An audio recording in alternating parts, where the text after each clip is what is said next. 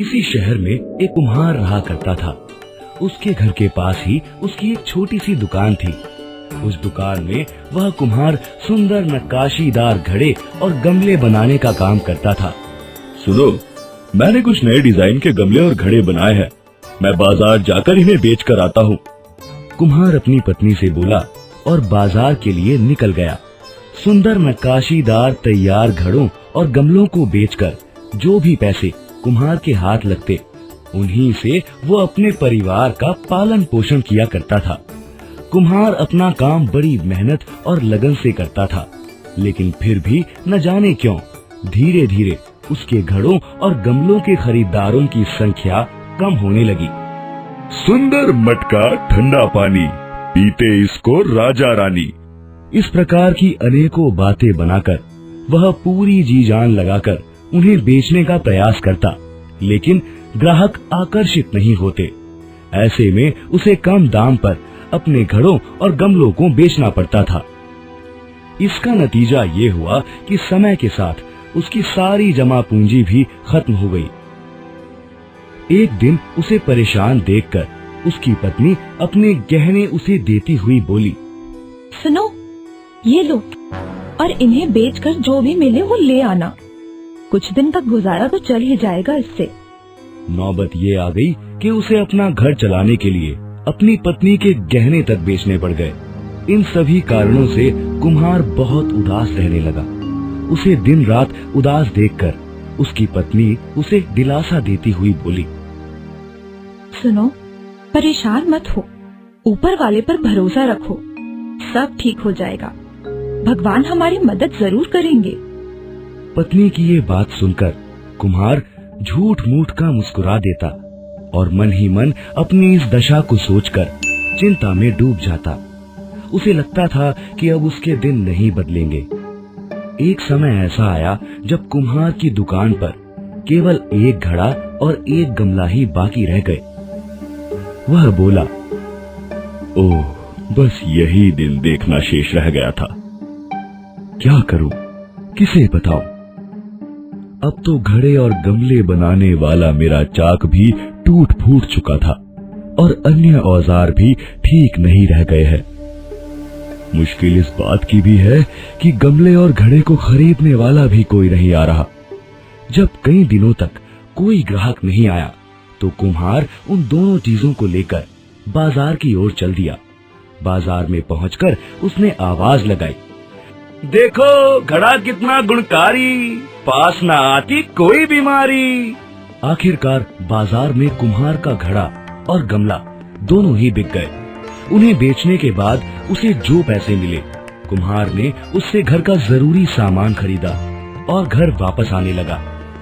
लेकिन तभी अचानक रास्ते में उसकी नजर एक छोटी बच्ची पर पड़ी। वह बच्ची बहुत भूखी और बीमार थी।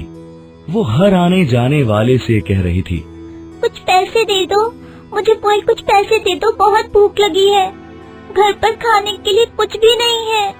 कुम्हार पेट की आग को भली भांति समझता था, इसलिए कुम्हार ने कुछ पैसे उस छोटी बच्ची को खाने के लिए दे दिए। अब उसके पास और घड़े और गमले बनाने के लिए ना तो औजार थे और ना ही ब्रश, रंग आदि सामान बचा था। अब उसकी दुकान में बस एक गमले जितनी ही मिट्टी रह गई थी। उसने उस मिट्टी को देखा और सोचा, इस मिट्टी से तो बस एक ही गमला बन सकता है। मिट्टी को गूंथ कर तैयार कर लेता हूँ। चूंकि आज रात काफी हो चुकी है तो कल दिन की रोशनी में सुंदर गमला तैयार करूंगा। अगली सुबह जब वह गमला बनाने के लिए दुकान पर आया तो उसे वहां गूंथी हुई मिट्टी की जगह एक बेहद आकर्षक और नायाब गमला तैयार मिला। अरे वाह, क्या बात है, इतना सुंदर नक्काशी वाला गमला।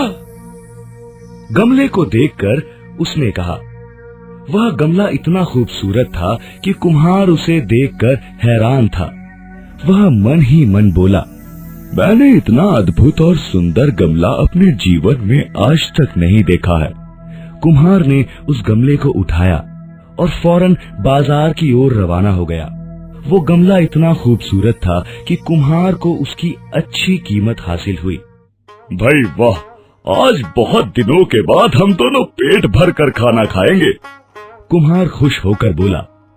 उसने कमाए हुए पैसों में से कुछ पैसे अपने जैसे जरूरतमंद लोगों को दे दिए।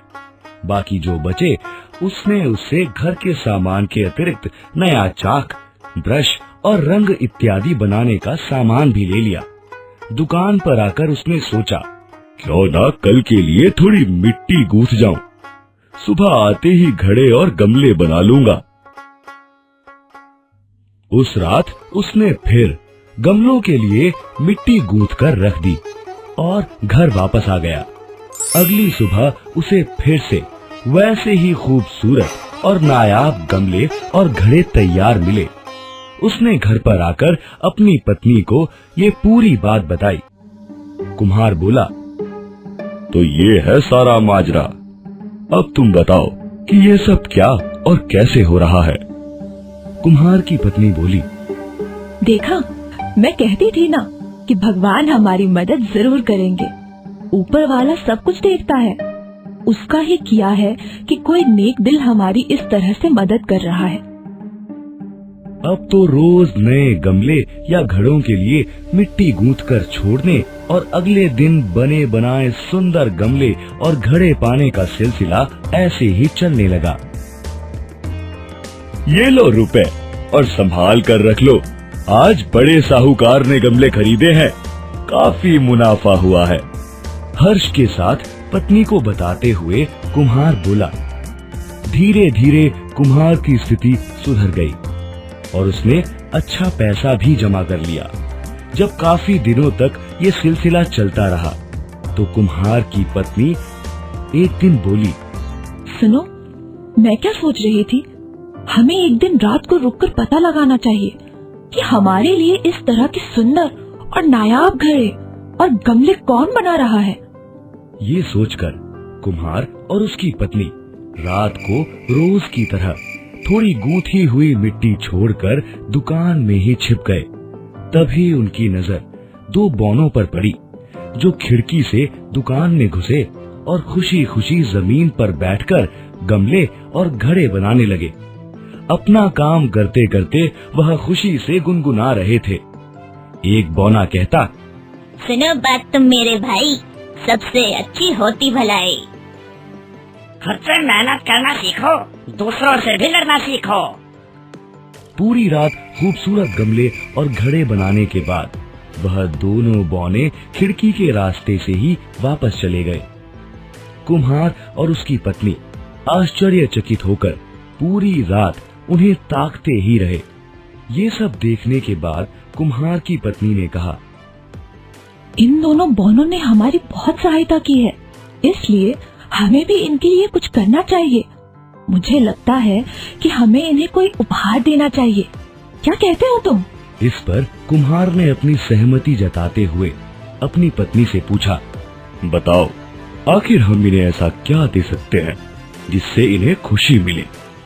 कुम्हार की पत्नी तुरंत बोली, तुमने शायद उनके कपड़ों पर ध्यान नहीं दिया।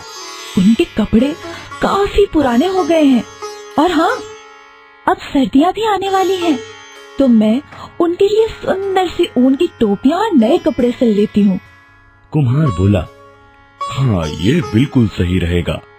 ठीक है, तुम मुझे बाजार से ऊन और कपड़ा लाकर दे देना ताकि मैं दोनों चीजें समय पर बना सकूं। फिर क्या था, कुम्हार ने दोनों के लिए बाजार से कपड़ा और ऊन लेकर अपनी पत्नी को दे दिया। उसकी पत्नी ने बड़े प्रेम से दोनों बौनों के लिए सुंदर कपड़े और गरम टोपियां तैयार की।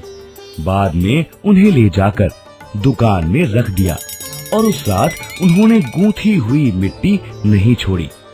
रात हुई और जब दोनों बौने दुकान में घुसे तो अपने नाप के नए कपड़े और गरम टोपियां पाकर फूले न समाये। तुम तो सच में बहुत जच रहे हो इन नए कपड़ों में।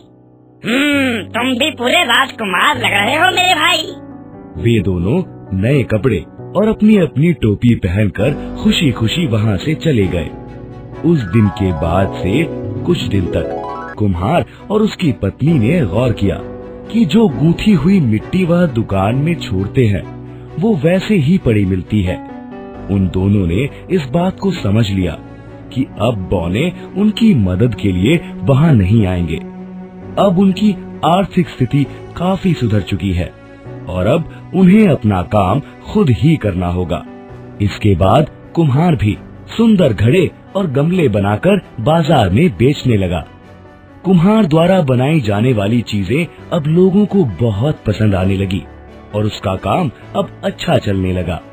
इस कहानी से हमें ये सीख मिलती है, हमें सदा दूसरों द्वारा की गई मदद का आभार मानना चाहिए और दूसरों पर निर्भर ना रहकर स्वयं अपना कार्य करना चाहिए। एली किड्स टीवी को लाइक करें, सब्सक्राइब करें और बेल आइकन को दबाना ना भूलें।